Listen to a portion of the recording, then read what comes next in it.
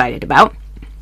The UK government, I was hoping that they would pick up on this, and they seem to have done so. The UK government is actively considering restricting social media use for the under-16s, including a possible ban. And I personally, as a parent, think this is a fantastic idea. I think that it is not in the growing, developing brain's interest to be addicted to screens at such a young age. I see it in my own kids. The young, like, I have like obviously, like, books. I like books. I like reading. I think books are important. We already know that any child who grows up in a household surrounded by books naturally reads more. They'll pick them up. They get, you know, it's an ethos. It's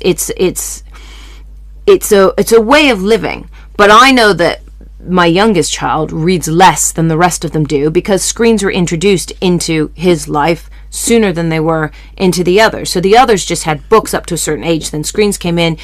I don't think he remembers a life without screens, which is obviously on me, the parent. But getting kids to read right now is incredibly difficult. Universities, literature degrees, they're reporting it very difficult to actually teach English, because the students come in, and whereas before they were going to be reading 11, 12, 15, 20 books a term, now they can barely get through 3. I know that they taught Great Expectations at GCSE level. I know that none of those kids read that entire book. They learned what they needed to learn in order to be able to write an essay, but they didn't really read it cover to cover. I fully support an under-16 social media ban. I think that the harms outweigh the good. I think that, the idea that you can get good information on the internet, social media, I don't feel that there's a strong enough argument to say, but you need to have that information before you're 16.